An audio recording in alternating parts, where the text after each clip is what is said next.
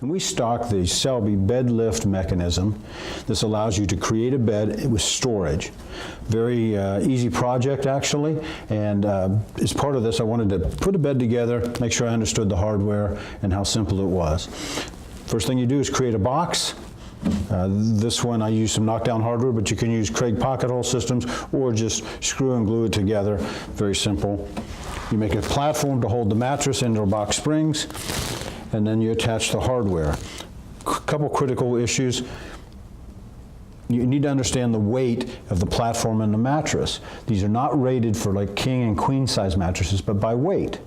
And so the instructions are very simple to follow. They give you some guidelines on how much plywood weighs, how much a typical mattress weighs. But again, understand what you have, get the right weight, and then pick the proper mechanism. You do not want to buy the heavy duty one just because you think that's better. It won't allow it to close in properly and it won't spring open. The installation is really very easy. We added a cleat. It's 5 inches wide, about as long as the bed is. You bring down the mechanism and you bring it to the bottom.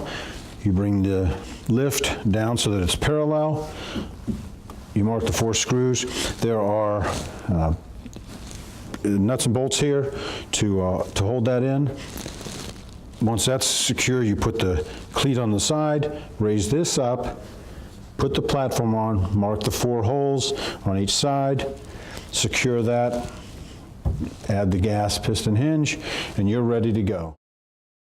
All right, we've completed the pedestal on the left-hand side of the bed. So this is the outside. There's some molding here, nothing here because I'm going to attach the right-hand side to this.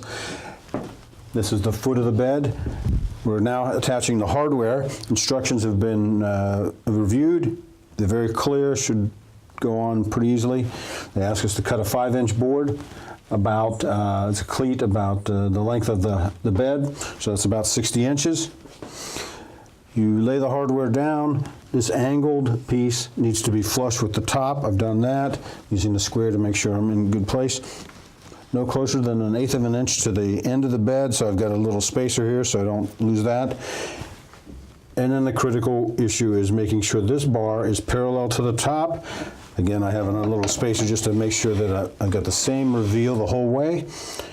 I mark all 4 holes, sorry about that, and I'm going to drill from underneath so that I can have a captured nut. Once that's done, I glue and screw the cleat down. Just do the same thing on the other side and we should be ready to go. Okay, I've pre-drilled the back side of the cleat. So I have a captured nut in there. I'm going to attach the hardware. Once I attach the 4 screws or bolts, then I will lay the cleat down and glue and screw it to the side of the pedestal. All right, we're on the next step of the bed project. I have put the finish on the Black Dog Salvage furniture paint and a top coat. We're ready to go to install the hardware. I've put the top platform together. I've centered it left to right on the pedestal, and it's pretty flush on the back. This is not rocket science. We're making a bed, so it has to be close. Really what you're worried about is that this moves easily enough. We only put 1 piece of the platform in. This gives me access to the hardware, and I've attached a couple of screws on each side, making sure I have plenty of clearance, and the mechanism seems to work fine. Lift works great. I have not put the gas pistons on yet because it wouldn't close because I don't have enough weight yet.